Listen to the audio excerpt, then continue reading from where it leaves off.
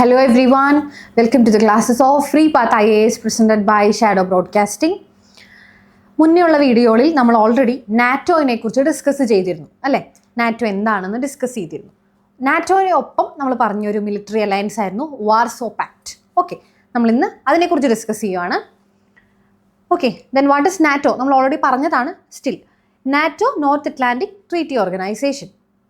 The Berlin blockade showed the West military unreadiness and frightened them into making definite preparations. Okay, Berlin ബ്ലോക്കേഡിനെ കുറിച്ച് നമ്മൾ നേരത്തെ discuss ചെയ്തിരുന്നു. Berlin blockade നടന്നതോട് കൂടിയിട്ട് west military അത്ര proper അല്ല എന്നും അല്ലെങ്കിൽ വെസ്റ്റ് മിലിറ്ററി അത്ര പവർഫുൾ അല്ല എന്നും അവർക്ക് മനസ്സിലായി. അവർക്ക് ചെറിയൊരു പേടി ഉണ്ടായി. ആർക്ക്? വെസ്റ്റ് മിലിറ്ററിക്ക്. ഓക്കെ, അവരത്ര ഡെഫിനറ്റ്ലി അവരത്ര ഓക്കെ അല്ല. അവർ നന്നായി ഒന്നും കൂടെ പ്രിപ്പറേഷൻസ് നടത്തണമെന്ന് അവർക്ക് തോന്നി, വെസ്റ്റ് മിലിറ്ററിക്ക് കേട്ടോ. Okay, therefore in 1948 mainly the countries of Western European signed the frightened them treaty promising military collaboration in case of war. Okay, 1948 eastern യൂറോപ്യനിലെ കൺട്രീസ് എല്ലാം, ഈ പറയുന്ന കോൾഡ് വാറിലൊക്കെ ഇൻവോൾവ്ഡ് ആയിട്ടുള്ള കൺട്രീസ് എല്ലാം military support, mutual military collaboration അല്ലെങ്കിൽ military support തമ്മിൽ തരാം എന്നുള്ള രീതിക്കുള്ള ഒരു ട്രീറ്റി സൈൻ ചെയ്തു. Later on Brussels defence treaty was joined by US, Canada, Portugal. ഇവരാണ് ആദ്യം ഈ പറയുന്ന വെസ്റ്റ് നാറ്റോയുടെ അണ്ടറിൽ ആദ്യത്തെ കൺട്രീസ് കേട്ടോ. നമ്മൾ ഓൾറെഡി 12 കൺട്രീസ് പറഞ്ഞു. അതിൽ തന്നെ first 3 countries Denmark, Iceland, Italy and Norway, other countries. This led to the formation of the North Atlantic Treaty Organization in April 1949. ഇങ്ങനെ ഇവരെല്ലാവരും കൂടെ ചേർന്ന് ഈ പറയുന്ന നാറ്റോ എന്ന് പറയുന്ന മിലിറ്ററി ഓർഗനൈസേഷൻ 1949 ജോയിൻ ചെയ്തു. നേരത്തെ നമ്മൾ പറഞ്ഞ സംഭവം തന്നെയാണ് കേട്ടോ. NATO countries agree to regard an attack of any one of them attack on fall them and placing their defense forces under a joint command. Okay, jointly അവർ ഇനി എന്തെങ്കിലും പ്രശ്നം ഉണ്ടായി കഴിഞ്ഞ് കഴിഞ്ഞാൽ ഏതെങ്കിലും അവരുടെ അണ്ടറിലുള്ള ഏതെങ്കിലും കൺട്രീസിൽ എന്തെങ്കിലും ഇഷ്യൂസ് ഉണ്ടായി കഴിഞ്ഞ് കഴിഞ്ഞാൽ അവരെല്ലാവരും ഒരുമിച്ച് അതിനെ ട്രീറ്റ് ചെയ്യും എന്നുള്ള രീതിക്ക് ഒരു കൊളാബറേഷൻ കൊണ്ടുവന്നു. അതാണ് നാറ്റോ. ഓക്കെ, നാറ്റോയ്ക്ക് എഗെയിൻസ്റ്റ് ആയിട്ട്, നാറ്റോ എന്ന് പറഞ്ഞാൽ ഒരു മിലിറ്ററി ഫോഴ്സാണ്. അപ്പോൾ നാറ്റോയ്ക്ക് എഗെയിൻസ്റ്റ് ആയിട്ട് വന്ന വേറൊരു മിലിറ്ററി ഫോഴ്സാണ് Warsaw pact. Okay, Warsaw pact എന്ന് പറഞ്ഞപ്പോൾ ആരുടെ ആയിരിക്കും? റഷ്യയുടെ, സോവിയറ്റ് യൂണിയൻ്റെ ആയിരിക്കും. Okay, the Warsaw pact was signed between Russia and her satellite state shortly after West Germany was admitted to NATO. Already NATO establish ചെയ്തതിന് ശേഷം വാർസോ പാക്ട് എന്ന് പറഞ്ഞിട്ടുള്ള ഒരു ട്രീറ്റി 1955 റഷ്യയും സാറ്റലൈറ്റ് സ്റ്റേറ്റ്സും, റഷ്യ ഉൾപ്പെടെയുള്ള ബാക്കി കുറച്ച് സ്റ്റേറ്റ്സും സൈൻ ചെയ്തു. The pact was a mutual defence agreement which the western countries perceived as a reaction against West Germany's membership of NATO. Okay, നാറ്റോന് എഗെയിൻസ്റ്റ്, നാറ്റോൻ്റെ ഫോർമേഷനെ റിയാക്ട് ചെയ്തുകൊണ്ട് ഫോം ചെയ്തിട്ടുള്ള ഒരു മ്യൂച്വൽ ഡിഫൻസ് എഗ്രിമെൻ്റ് ആണ്. അവർ അണ്ടറിലുള്ള ഏതെങ്കിലും കൺട്രീസിനെ എന്തെങ്കിലും തരം അറ്റാക്ക് എന്തെങ്കിലും പ്രശ്നങ്ങൾ ഉണ്ടായി കഴിഞ്ഞ് കഴിഞ്ഞാൽ ജോയിൻ്റ്ലി ഇവർ മിലിറ്ററി സപ്പോർട്ട് കൊടുക്കും. അതിനെയാണ് വാർസോ പാക്ട് എന്ന് പറയുക. ക്ലിയർ ആയല്ലോ? ഇനി കോൾഡ് വാറിൻ്റെ സമയത്ത് ഇമ്പോർട്ടൻ്റ് ആയിട്ട് നടന്ന, വേൾഡിൽ നടന്ന 2-3 കാര്യങ്ങളിൽ പെട്ട ഒരു കാര്യമായിരുന്നു സ്പേസ് റേസ് എന്ന് പറയുന്നത്. ഓക്കെ, ഈ സ്പേസ് റേസ് എന്ന് പറയുമ്പോൾ നമുക്കറിയാം എന്താണ് സ്പേസ് എന്നുള്ളത്. ഓക്കെ, സ്പേസ് എക്സ്പ്ലോറേഷൻ, അതെ, സ്പേസ്, മൂൺ അതുപോലെ എർത്തിൻ്റെ ഓർബിറ്റിലേക്കൊക്കെ എക്സ്പ്ലോർ ചെയ്ത് പോവുക, അതിനെയാണ് space exploration. Was served as another dramatic arena of cold war competition. Cold വാറിൻ്റെ സമയത്താണ് സ്പേസ് എക്സ്പ്ലോറേഷനെ കുറിച്ചൊക്കെ ഡീറ്റെയിൽ ആയിട്ട് പഠിച്ചതും അങ്ങനെയുള്ള സംഭവങ്ങളൊക്കെ മനസ്സിലാക്കി അവിടേക്കൊക്കെ മൂണിലോട്ട്, ചന്ദ്രനിലേക്ക് ആളെ വിടാനൊക്കെ ആയിട്ട് ഉള്ള ഇനീഷ്യേറ്റീവ്സ് എടുത്തു തുടങ്ങിയത്. ഓക്കെ, ഈ കോൾഡ് വാർ പീരീഡിലായിരുന്നു. In 1957 Soviet Union launched Sputnik 1. This is very important. Okay, Soviet Union Sputnik 1 എന്നുള്ള world's first artificial satellite launch ചെയ്തു. And the first man made object to be placed on Earth's orbit. Okay, എർത്തിൻ്റെ ഓർബിറ്റിൽ ആദ്യമായിട്ട് ഒരു man made object place ചെയ്തു. അതാണ് എന്ത്? Sputnik 1 artificial satellite. Okay, by Soviet Union. Soviet യൂണിയൻ്റെ ആദ്യത്തെ ഒരു ഇനിഷ്യേറ്റീവ്. ഇനി 1958 എന്ത് സംഭവിച്ചു? US launched its own satellite called Explorer 1. അപ്പോൾ സോവിയറ്റ് യൂണിയൻ ഓൾറെഡി ഒന്ന് ലോഞ്ച് ചെയ്തപ്പോൾ കൗണ്ടറായിട്ട് 58 US ഇതുപോലത്തെ ഒരു സാറ്റലൈറ്റ് എക്സ്പ്ലോറർ 1 എന്നുള്ളത് ലോഞ്ച് ചെയ്തു. However the space race was won by US. പക്ഷേ ഈ ഒരു കോമ്പറ്റീഷനിൽ, ഈ സ്പേസ് കോമ്പറ്റീഷനിൽ ആരാണ് ജയിച്ചത്? US ആണ് ജയിച്ചത്. When it successfully landed when first man on the surface of the moon in 1969. അതിൻ്റെ റീസൺ എന്താ? Moon, first man to the moon, that is Neil Armstrong. US launch ചെയ്തിട്ട് US ആദ്യമായി ചന്ദ്രനിലേക്ക് മനുഷ്യനെ കൊണ്ടുപോയി 1969. അപ്പോൾ ഈ പറയുന്ന സ്പേസ് റേസിൽ ആര് ജയിച്ചു? US ജയിച്ചു. ഇവർ സാറ്റലൈറ്റ്സ് ഇവർ രണ്ടുപേരും ലോഞ്ച് ചെയ്തെങ്കിലും ആദ്യമായിട്ട് ചന്ദ്രനിലേക്ക് കാല് കുത്തിയത് ഒരു അമേരിക്കനാണ്, നീൽ ആംസ്ട്രോങ് ആണ്. അപ്പോൾ ഈ റേസിൽ ആര് ജയിച്ചു? US ജയിച്ചു. ഓക്കെ, ഇനി ഈ പറയുന്ന കോൾഡ് വാറുമായി ബന്ധപ്പെട്ട് നടന്നിട്ടുള്ള അവസാനത്തെ ഒരു ഇവൻറ്റ്, അതിൽ ഇമ്പോർട്ടൻ്റ് ആയിട്ടുള്ള ഒരു ഇവൻ്റ് ആയിരുന്നു Cuban missile crisis that was happened in 1962. Cuban missile ക്രൈസിസിനെ കുറിച്ചൊക്കെ ഒരുപാട് നമ്മളിപ്പോഴും സ്റ്റിൽ ഭയങ്കര എവർഗ്രീൻ ആയിരിക്കുന്ന ഒരു കാര്യം, അല്ലെങ്കിൽ എപ്പോഴും ഡിസ്കസ് ചെയ്യുന്ന ഒരു ഇമ്പോർട്ടൻ്റ് ആയിട്ടുള്ളൊരു ഇവൻ്റ് ആണ് Cuban missile crisis. Okay, the Cuba got involved in the called war when US broke off its diplomatic relation with Cuba in 1969 and Soviet Union increased their economic aid to Cuba. അപ്പോൾ primarily Cuba ആരുമായിട്ടായിരുന്നു relation? US ആയിട്ടായിരുന്നു relation. പക്ഷേ diplomatic ആയിട്ടുള്ള റിലേഷൻസിൽ കുറച്ച് issues വന്നിട്ട് US ഈ പറയുന്ന Cuba ആയിട്ടുള്ള റിലേഷൻസിൽ happy അല്ലാണ്ടാവുകയും വരികയും അവർ തമ്മിലുള്ള റിലേഷൻ ബ്രേക്ക് ആവുകയും ചെയ്തു. ആര്? ക്യൂബയും US-ഉം റിലേഷൻ, അവരുടെ റിലേഷൻ ബ്രേക്കായി. ആ ബ്രേക്ക് ആയതിനു ശേഷം Soviet Union increase their economic aid to Cuba. അപ്പോൾ സോവിയറ്റ് യൂണിയൻ ആ സമയത്ത് എന്ത് ചെയ്തു?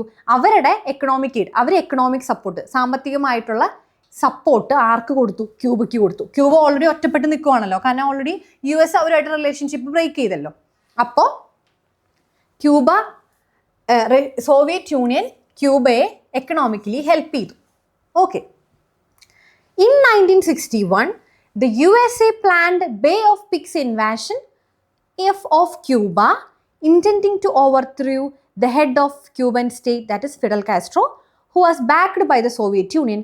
However, this operation failed. Okay, അപ്പം USA 1969 ഒരു പ്രധാനപ്പെട്ട ഇവൻ്റ് ആയിരുന്നു ബേ ഓഫ് പിഗ്സ് എന്ന് പറഞ്ഞ സ്ഥലത്തൊരു ഇൻവാൻഷൻ നടത്തി.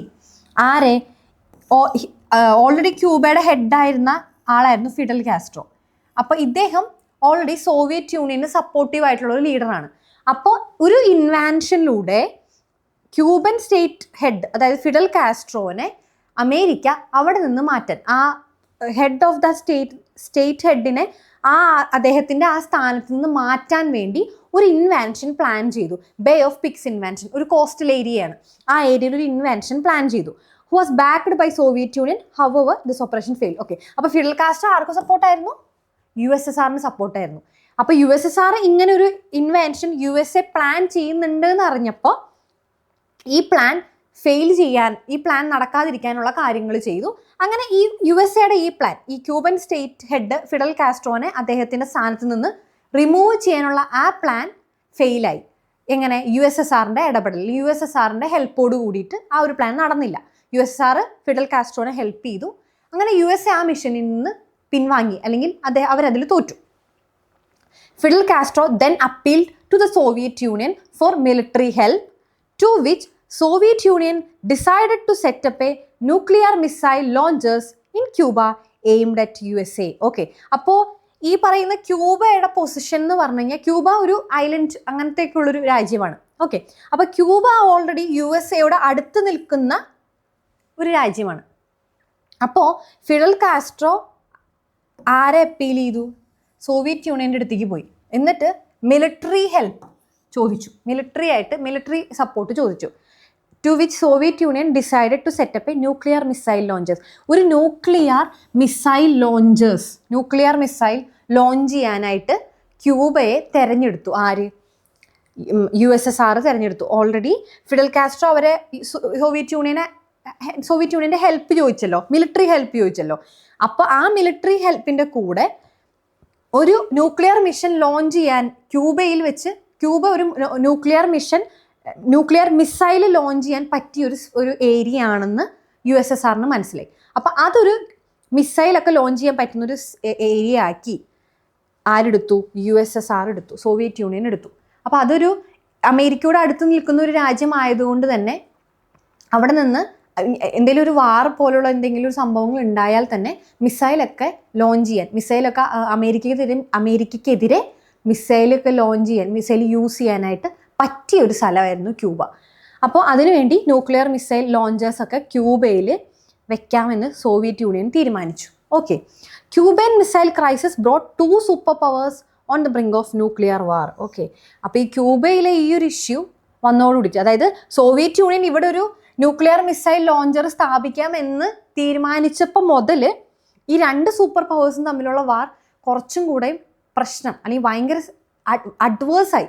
കാരണം എന്താണെന്ന് വെച്ച് കഴിഞ്ഞാൽ ഒരു ന്യൂക്ലിയർ വാറിലേക്ക്, ഇപ്പോൾ ഹിരോഷിമ നാഗസാക്കിയിൽ നടന്ന ആ ബോംബാക്രമണം പോലെയുള്ള വേറൊരു അറ്റംപ്റ്റ് നടക്കാനുള്ള സാധ്യതയിലേക്ക് എത്തി. എങ്ങനെ? ഈ ക്യൂബൻ മിസൈൽ ക്രൈസിസ് റിലേറ്റഡ് ആയിട്ടുള്ള ഇഷ്യൂസ് വന്നപ്പോൾ അമേരിക്ക ശരിക്കും ഒന്ന് പേടിച്ച പോലെയായി. കാരണം അവിടെ ഒരു ന്യൂക്ലിയർ മിസൈൽ ലോഞ്ചറൊക്കെ വന്നു കഴിഞ്ഞ് കഴിഞ്ഞാൽ ഏത് നിമിഷം അമേരിക്കയ്ക്ക് എഗെയിൻസ്റ്റ് അത് എപ്പോൾ വേണമെങ്കിലും യൂസ് ചെയ്യാൻ പറ്റും. അപ്പോൾ അത് വന്നോട് കൂടിയിട്ട് ഇവർ തമ്മിലുള്ള പ്രശ്നം, അമേരിക്കയും USSR അല്ലെങ്കിൽ സോവിയറ്റ് യൂണിയനും തമ്മിലുള്ള പ്രശ്നം ഭയങ്കര വേഴ്സായി. However this crisis was avoided diplomatically. പിന്നെ ഡിപ്ലോമാറ്റിക്കലി, അതായത് വേറെ കുറേ കൺട്രീസ് ഇൻവോൾവ് ചെയ്ത് കുറച്ച് ചർച്ചകളിലൂടെ ഈ പറയുന്ന ഇഷ്യൂ തീർത്തു. അതായത് ഈ ന്യൂക്ലിയർ മിസൈൽ ലോഞ്ചേഴ്സ് ക്യൂബയിൽ സ്ഥാപിച്ചില്ല പിന്നീട്. റഷ്യ അത് സ്ഥാപിക്കാതിരിക്കാനുള്ള കാര്യങ്ങളൊക്കെ USA ചെയ്ത് അങ്ങനെ ആ ചർച്ചയിലൂടെ ആ ഒരു പ്രശ്നം അവിടെ അവസാനിപ്പിച്ചു. ഓക്കെ, അപ്പോൾ അതാണ് ക്യൂബൻ മിസൈൽ ക്രൈസിസ് എന്ന് പറയുന്നത്. അപ്പോൾ ഇതെന്ന് പറയുന്നത് കോൾഡ് വാറിൻ്റെ ഭയങ്കര ഇമ്പോർട്ടൻ്റ് ആയിട്ടുള്ള ഒരു ഇവൻ്റാണ്. ഇനി ദ എൻഡ് ഓഫ് കോൾഡ് വാർ. അപ്പോൾ ഈ ഇവൻ്റാണ്, ഈ പറയുന്ന ഇവൻറ്റ്സ് ഒക്കെ പ്രധാനപ്പെട്ട ഇവൻറ്റ്സ് ആണ്. ഇനിയും ചെറിയ ചെറിയ ഇവൻറ്റ്സ് ഒക്കെ നടന്നിട്ടുണ്ട്. അങ്ങനെ കോൾഡ് വാർ അവസാനിച്ചു. ഓക്കെ, എപ്പോൾ? 1991 കോൾഡ് വാർ അവസാനിച്ചു. ഓക്കെ, ഈ 1991 ഇന്ത്യനെ സംബന്ധിച്ച് ഭയങ്കര ഇമ്പോർട്ടൻ്റ് ആയിട്ടുള്ള ഒരു സംഭവമാണ് അല്ലേ? LPG റിഫോംസ് ഒക്കെ വന്നൊരു ടൈം പീരീഡ്. അപ്പോൾ അങ്ങനെ 1991 Soviet Union collapsed due to multiple factors which marked the end of Cold War as one of the superpowers was weakened. Okay, ഈ കോൾഡ് വാർ അവസാനിക്കുന്നതിൻ്റെ മെയിൻ റീസൺ എന്താ? സോവിയറ്റ് യൂണിയൻ്റെ കൊളാപ്സ് ആണ്. അതായത് 15 രാജ്യങ്ങളുണ്ടായിരുന്ന Soviet യൂണിയൻ്റെ കൊളാപ്സ് ആണ് called വാർ അവസാനിക്കുന്നതിൻ്റെ ഒരു പ്രധാനപ്പെട്ട കാരണം. Okay, one of the super power, ഒരു സൂപ്പർ പവർ വീക്കായി. ആ സൂപ്പർ പവർ ഏതാ? USSR. റഷ്യയുടെ അണ്ടറിൽ വരുന്ന, ഈ റഷ്യ ഉൾപ്പെടെയുള്ള രാജ്യങ്ങൾ വരുന്ന USSR. ഇവർ വീക്കായി കഴിഞ്ഞപ്പോൾ ഓൾറെഡി 2 രാജ്യങ്ങൾ തമ്മിലുള്ളൊരു യുദ്ധത്തിൽ മറുരാജ്യം ശക്തി കുറഞ്ഞാൽ ഓൾറെഡി മറ്റവർ ജയിക്കും, ഇവർ ഓൾറെഡി തോക്കും, അല്ലെങ്കിൽ ഈ യുദ്ധം അവസാനിച്ചു എന്നുള്ളൊരു സിറ്റുവേഷനിലേക്ക് വരും. Okay, that is end of cold വാർ. അപ്പം നമ്മൾ ഓൾറെഡി പറഞ്ഞു USSR വീക്കണായി, അതുകൊണ്ടാണ് സോവിയറ്റ് യൂണിയൻ ഈ പറയുന്ന കോൾഡ് വാർ അവസാനിച്ചതെന്ന് പറഞ്ഞു. ഓക്കെ, ഇനി reasons for the collapse of Soviet Union. Soviet യൂണിയൻ്റെ കൊളാപ്സിന് കാരണമായ കുറച്ച് പ്രശ്നങ്ങളാണ് ഈ പറയുന്നത്. ഓക്കെ, കാരണമായത് military reasons. Okay, first reason ആണ് മിലിറ്ററി റീസൺ.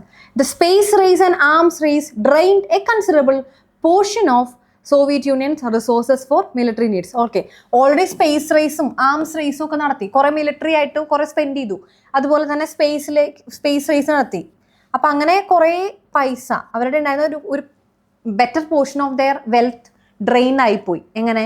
ഈ പറയുന്ന സ്പേസ് റേസിലൂടെയും ആംസ് റേസിലൂടെയും. അപ്പോൾ ഒരു നല്ലൊരു എമൗണ്ട് ഓഫ് പൈസ അവരുടെ കയ്യിൽ നിന്ന് പോയപ്പോൾ മിലിറ്ററിക്ക് വേണ്ടി സ്പെൻഡ് ചെയ്യാനായിട്ട് അവരുടെ കയ്യിൽ പിന്നീട് പൈസ ഇല്ലാത്തൊരു സിറ്റുവേഷൻ വന്നു. അപ്പോൾ അതാണ് ഒരു റീസൺ.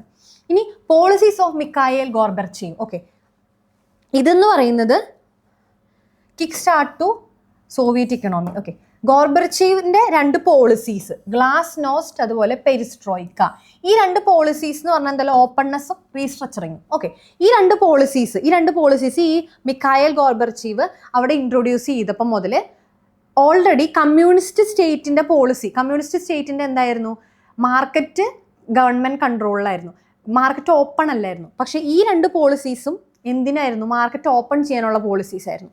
അപ്പോൾ അതോടുകൂടിയിട്ട് it allowed more independent actions from various ministries and introduced many market-like reforms. Okay, ഈ രണ്ട് പോളിസീസ് വന്നോട് കൂടിയിട്ട് കുറേ ഇൻഡിപെൻഡൻ്റ് ആക്ഷൻസ് പല വേരിയസ് മിനിസ്ട്രീസ് അവരുടേതായ ഇൻഡിപെൻഡൻ്റ് ആയിട്ടുള്ള ആക്ഷൻസ് എടുത്തു തുടങ്ങി. Okay, quasi free market policies ഒക്കെ സ്റ്റാർട്ട് ചെയ്തു. Okay, perestroika intended to introduce quasi free market policies in place of government run industries. Okay, മാർക്കറ്റൊക്കെ ഫ്രീ ആക്കണം എന്നുള്ള രീതിയിലുള്ള പോളിസീസൊക്കെ മിഖായിൽ ഗോർബച്ചീവ് ഇൻട്രൊഡ്യൂസ് ചെയ്തു. ഓക്കെ, അപ്പോൾ ഇത് ഓൾറെഡി ഇവരുടെ പോളിസീസിന് എഗെയിൻസ്റ്റ് അല്ലേ, കാരണം ഇവരൊരു കമ്മ്യൂണിസ്റ്റ് നാഷനാണ്. അപ്പോൾ കമ്മ്യൂണിസ്റ്റ് നാഷൻ ഒരിക്കലും മാർക്കറ്റ് ഓപ്പൺ അല്ല, പക്ഷേ മാർക്കറ്റ് ഓപ്പൺ ആക്കേണ്ട പോളിസീസൊക്കെ ഈ മിഖായിൽ ഗോർബച്ചീവ് കൊണ്ടുവന്നു. ഓക്കെ, അപ്പോൾ അത് റീസൺ. ഇനി അടുത്ത മേജർ ആയിട്ടുള്ള റീസൺ എന്ന് പറയുന്നത് the state lost control of both the media and the public sphere and democratic reform movements gained steam out of the Soviet Union. Okay, സ്റ്റേറ്റിൻ്റെ കൺട്രോളൊക്കെ പോയി. ആരുടെ നിന്ന്? ആൾക്കാരുടെ ഇടയിൽ നിന്നും. അവിടെയുള്ള പബ്ലിക് അല്ലെങ്കിൽ മീഡിയ ഒക്കെ ഇൻഡിപെൻഡൻ്റ് ആയി തുടങ്ങി. Okay, also there was growing detachment in the public due to falling economy. Okay, അവിടുത്തെ എക്കണോമിക്ക് ഓൾറെഡി ഫോളായി. പോവർട്ടി, അൺഎംപ്ലോയ്മെൻറ്റ് പോലുള്ള പ്രധാനപ്പെട്ട റീസൺസ് ഒക്കെ അവിടെ വന്നു. അപ്പോൾ അതോടുകൂടി എക്കണോമി ഫെയിലായി തുടങ്ങി. This made people of the Soviet Union attracted to the western ideology, way of life. അപ്പോൾ ഇങ്ങനെയുള്ള പ്രശ്നങ്ങളൊക്കെ പോവർട്ടി, അൺഎംപ്ലോയ്മെൻറ്റ് മുതലായ പ്രശ്നങ്ങളൊക്കെ വന്നപ്പോൾ ഓൾറെഡി അവർ വെസ്റ്റേൺ ഐഡിയോളജിയിൽ ഇൻഫ്ലുവൻസ്ഡ് ആയി. വെസ്റ്റേൺ ഐഡിയോളജി എന്തായിരുന്നു? മാർക്കറ്റൊക്കെ ഫ്രീ ആണ്, അങ്ങനെയുള്ള ഒരു ഐഡിയോളജി. അപ്പോൾ അതിൽ ഇൻഫ്ലുവൻസ്ഡ് ആയി. കാരണം സോവിയറ്റ് യൂണിയൻ അണ്ടറിൽ ഇത്രയും വളരെയധികം പ്രശ്നങ്ങളുണ്ട്, പോവർട്ടി, അൺഎംപ്ലോയ്മെൻറ്റ് മുതലായ പ്രശ്നങ്ങളുണ്ട്. അപ്പോൾ അവരതിൽ നിന്ന് മാറി. ഓക്കെ, പിന്നെ വന്നിട്ടുള്ള സോവിയറ്റ് യൂണിയൻ ഫോൾ ആവാനുള്ള ഏറ്റവും ലാസ്റ്റത്തെ കാരണം എന്ന് പറഞ്ഞാൽ അഫ്ഗാനിസ്ഥാൻ വാറാണ്. ഓക്കെ, സോവിയറ്റ് യൂണിയനും അഫ്ഗാനിസ്ഥാനും തമ്മിൽ 79-89 ആ ഒരു 10 പീരീഡ് ഓഫ് ടൈമിൽ ഒരു ചെറിയ വാർ നടന്നു. ആ വാറിൽ സോവിയറ്റ് യൂണിയൻ്റെ മേജർ ആയിട്ടുള്ള എക്കണോമിക്, മിലിറ്ററി റിസോഴ്സസ് എല്ലാം ഡ്രെയിനായി.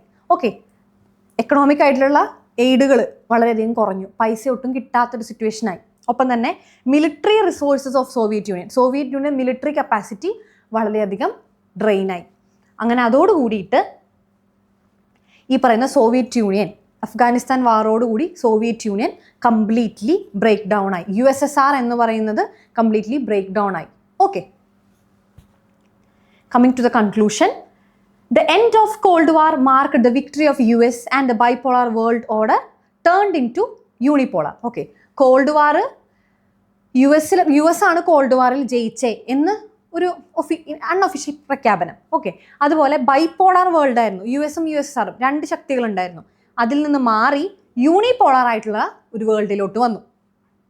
However, over the last decade, the position of US as the world's most powerful state has appeared increasingly unstable. Okay, ഒരു ലാസ്റ്റത്തെ കുറച്ച് നാളുകളായിട്ട് അല്ലെങ്കിൽ ഇപ്പോഴും US ആണ് വേൾഡ്സ് മോസ്റ്റ് പവർഫുൾ സ്റ്റേറ്റ് എന്ന് പറയുന്നെങ്കിലും അത് അൺസ്റ്റേബിൾ ആയി ഇരിക്കുകയാണ്. അതായത് US ആണ് മോസ്റ്റ് പവർഫുൾ സ്റ്റേറ്റ് എന്ന് നമുക്കിപ്പോഴും പറയാനായിട്ട് പറ്റുന്നില്ല. അതിൻ്റെ റീസൺ എന്താ? Emerging economic powers like Japan, Australia, India, China അങ്ങനെയുള്ള കുറച്ച് രാജ്യങ്ങളെല്ലാം എമർജിങ് എക്കണോമിക് പവേഴ്സായിട്ട് മാറുകയാണ്. US invasions of Afghanistan, Iraq and non-traditional security threats, global economic instability, the apparent spread of religious fundamentalism together with the rise of emerging economic powers like Japan, Australia, India, China, etc. have made the world to look more multipolar and has led many to predict the decline of West and rise of the rest. Okay, ഈ പറയുന്ന issues എല്ലാട്ടാ, US invasion of Afghanistan and Iraq, പിന്നെ non traditional security threats, global economic instability, ഇങ്ങനെയുള്ള കുറേ പ്രശ്നങ്ങളുടെ കൂടെ ഈ പറയുന്ന ജപ്പാൻ, ഓസ്ട്രേലിയ, ഇന്ത്യ, ചൈന മുതലായ രാജ്യങ്ങളുടെ ഉയർച്ച, എക്കണോമിക് പവേഴ്സിൻ്റെ ഉയർച്ചയും കൂടി സംഭവിച്ചപ്പോൾ ഈ യൂണിപോളാർ എന്നുള്ള ഒരു സിറ്റുവേഷനിൽ നിന്ന്, അതായത് അമേരിക്കയാണ് ലോകം ഭരിക്കുന്നതെന്നുള്ള ഒരു സിറ്റുവേഷനിൽ നിന്ന് മൾട്ടി പോളാറായി. ഈ പറയുന്ന കുറേ രാജ്യങ്ങളുണ്ട്, മൾട്ടി പോളാറായിട്ട് ലോകം മാറുകയും ഒപ്പം തന്നെ ഡിക്ലൈൻ ഓഫ് വെസ്റ്റിൻ്റെ ഡിക്ലൈൻ സംഭവിക്കുകയും അതർ ഏരിയാസ് ലൈക്ക് ഏഷ്യൻ കൺട്രീസിൻ്റെ ഒക്കെ റൈസുകൾ അവർ ഉയർന്നു വരികയും ചെയ്തു. ഓക്കെ, കോൾഡ് വാർ റിലേറ്റഡ് ആയിട്ടുള്ള ടോപ്പിക്സ് എല്ലാം നമ്മൾ കവർ ചെയ്തു. ഈ പറയുന്ന എല്ലാ ഏരിയാസും നിങ്ങൾക്ക് മനസ്സിലായെന്ന് പ്രതീക്ഷിക്കുന്നു. ഇനി വേറൊരു ടോപ്പിക്കുമായിട്ട്, അതായത് കോൾഡ് വാറുമായിട്ട് ബന്ധപ്പെട്ട കോൾഡ് വാറിൻ്റെ സമയത്ത് ഇന്ത്യയുടെ റോൾ എന്തായിരുന്നു എന്ന് നമുക്ക് അറിയേണ്ട ഒരു ആവശ്യമുണ്ട്. നമ്മൾ അതിനെക്കുറിച്ച് പഠിക്കാനായിട്ടാണ് നോൺ അലൈൻമെൻറ്റ് മൂവ്മെൻറ്റിനെ കുറിച്ച് നമ്മൾ നോക്കുന്നത്. ഓക്കെ, അപ്പം നോൺ അലൈൻമെൻറ്റ് മൂവ്മെൻറ്റിൻ്റെ വീഡിയോ ആയിട്ട് ക്ലാസ്സുമായിട്ട് നെക്സ്റ്റ് ക്ലാസ്സിൽ കാണാം. Till then bye.